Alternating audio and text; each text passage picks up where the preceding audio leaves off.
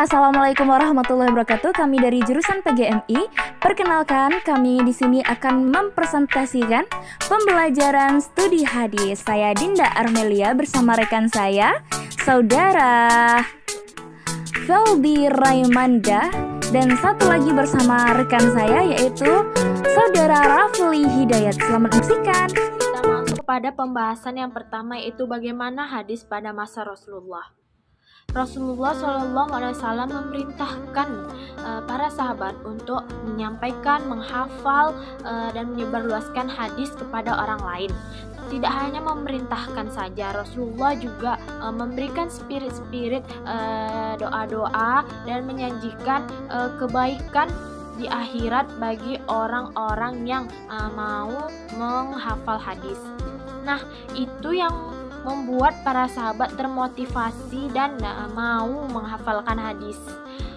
Para sahabat kan termasuk orang Arab yang tulen, jadi kebanyakan mayoritasnya itu tidak bisa menulis dan membaca, tapi mereka memiliki kemampuan yang luar biasa, yaitu dalam bidang menghafal, karena itu merupakan tradisi orang Arab yang telah diwarisinya. Selanjutnya, tempat yang dijadikan Nabi untuk menyampaikan hadis kepada para sahabat sangat fleksibel, seperti ketika bertemu sahabat di masjid, di pasar, ketika Nabi dalam perjalanan, dan terkadang di rumah Nabi itu sendiri. Ada 3 cara Rasulullah SAW menyampaikan hadis kepada para sahabat. Yang pertama yaitu dengan mengadakan melalui majelis ilmu, yaitu dengan membuat pengajian yang dibuat Rasulullah SAW untuk membina para jamaah.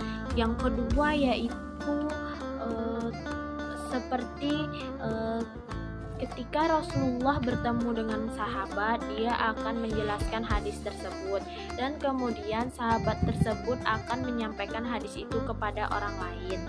Yang ketiga yaitu dengan ceramah atau pidato di tempat terbuka, seperti misalnya Rasulullah pernah berkhutbah di Mekah dengan disaksikan ribuan para jamaah yang melaksanakan haji. Isi dari ceramah atau yang disampaikan Rasulullah itu sangat banyak, seperti tentang muamalah, ubudiyah, tentang dilarangnya pertumpahan darah, dan selalu berpegang teguh kepada Al-Quran. Respon para sahabat ketika melihat dan menguasai hadis itu tidak selalu sama. Hal itu dikarenakan karena kesempatan para sahabat bertemu dengan Rasulullah dan kesempatan para sahabat bertanya kepada sahabat lainnya. Jadi itu yang menyebabkan berbeda-bedanya, karena tergantung seperti apa kesempatannya bertemu dengan Rasulullah. Pada masa Nabi Shallallahu Alaihi Wasallam, Nabi melarang hadis ditulis secara resmi seperti Al-Quran. Hal itu dikarenakan Nabi takut hadis itu tercampur baur dengan Al-Quran. Jadi Nabi melarang untuk menulis hadis secara resmi. Nabi khawatir akan bercampur baur antara Al-Quran dan hadis. Dan ada juga riwayat lain mengatakan bahwa sahabat Nabi yang bernama Abdullah bin Am bin Al-As itu mencatat hadis-hadis yang diberi nama Al-Sahifah dan Al-Sadiqah. Itu disebut seperti itu karena para sahabat sendiri yang langsung mencatat apa yang perkataan Rasulullah. Dan ada juga sahabat yang bernama Ali bin Abi Thalib dan Anas bin Malik. Mereka mencatat hadis juga, tetapi bukan berarti mereka mengingkari yang Rasul bilang ya untuk tidak mencatat hadis itu. Tidak seperti itu. Mereka seperti itu untuk membenarkan kepada sahabat Abdullah bin Amr bin Al-As bahwa setiap yang diucapkan Nabi itu tidak semua syariat. Jadi terkadang Nabi itu menyampaikannya dalam keadaan sedang marah atau lagi sedang marah, dan itu tidak termasuk syariat. Nah, dari sini dapat dilihat bahwa ada dua riwayat yang berbeda. Yang pertama yaitu pelarangan penulis hadis, yang kedua riwayat yang mengatakan bahwa Rasulullah mengizinkannya. Ulama berpendapat bahwa pelarangan penulisan hadis pada awal Islam itu dikhawatirkan akan tercampur baurnya Al-Quran dengan hadis. Tapi seiring kekhawatiran itu mulai menghilang dan orang-orang mulai memahami dan mengetahui kalimat-kalimat Al-Quran, dan mereka bisa membedakan yang mana kalimat Al-Quran dan bukan, dan Rasulullah pun mengizinkan menulis hadis. Pembahasan yang kedua yaitu hadis pada masa Khulafaur Rasyidin, yaitu pada masa Abu Bakar, Utsman bin Affan, Ali bin Abi Thalib, dan Umar bin Khattab. Keterlibatan para sahabat Nabi dalam proses diterimanya hadis itu adalah sebuah kepastian, baik yang lisan maupun tulisan, karena semua informasi itu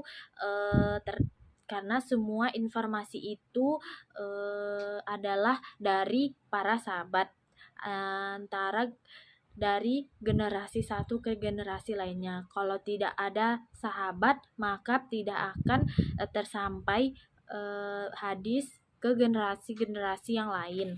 Jadi pada masa ini para sahabat masih terfokus untuk menyebarluaskan Al-Quran, maka periwayatan hadis masih belum berkembang, dan para ulama menyebut ini sebagai masa periwayatan pembatasan.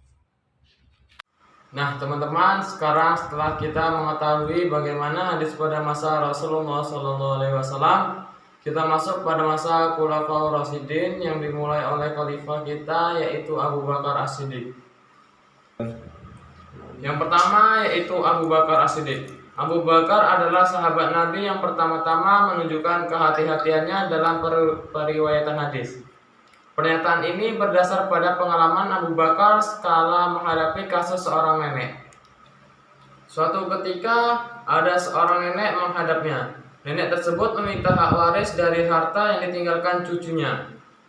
Abu Bakar menjawab bahwa dia tidak melihat petunjuk dalam Al-Quran dan praktek Nabi yang memberi bagian harta warisan kepada nenek.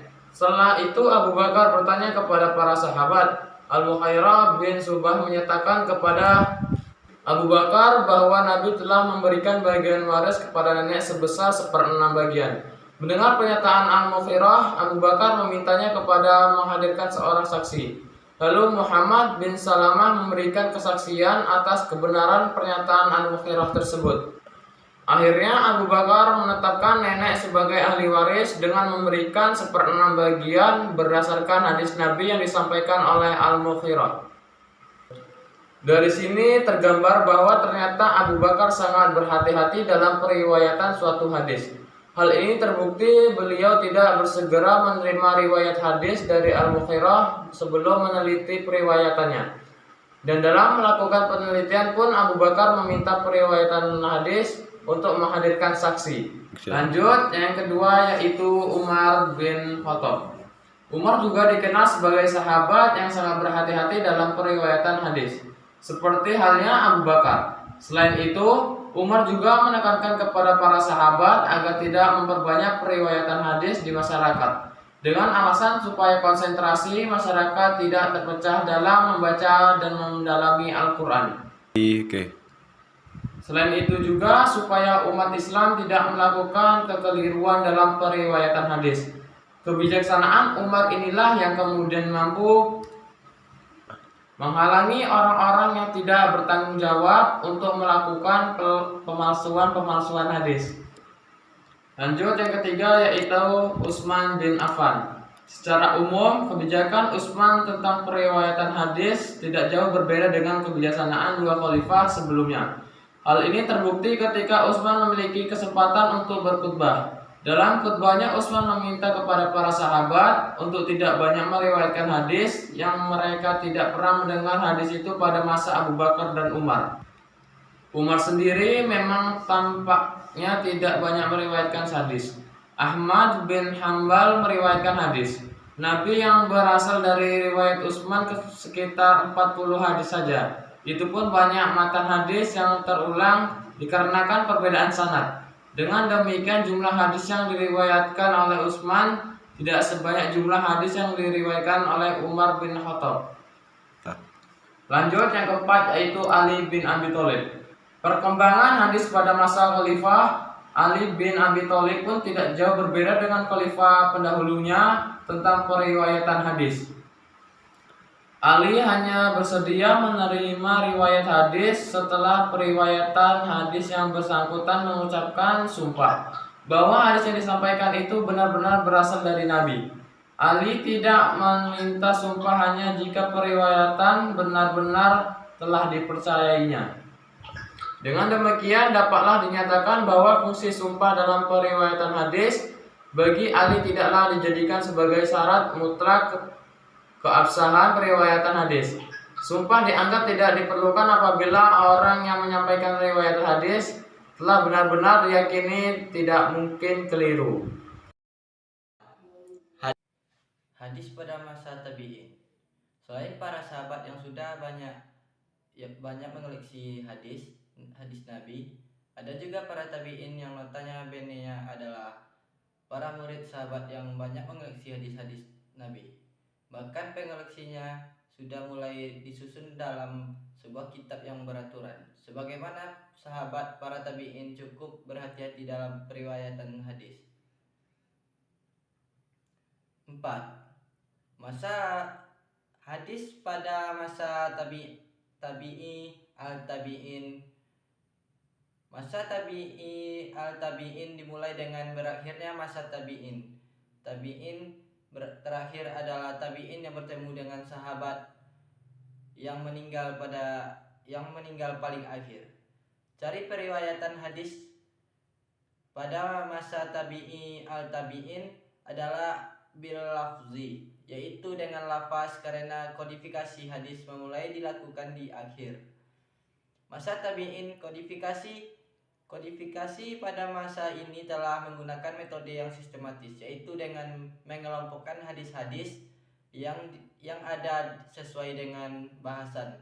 Walaupun dalam penyusunannya masih bercampur antara hadis Nabi dengan kaul sahabat dan tabi'in. Teman-teman, syukron li ihtimamikum. Sampai di sini dulu hasil dari presentasi kami pembelajaran hadis. Semoga kita mendapat ilmu yang bermanfaat. Kami pamit undur diri. Wassalamualaikum warahmatullahi wabarakatuh.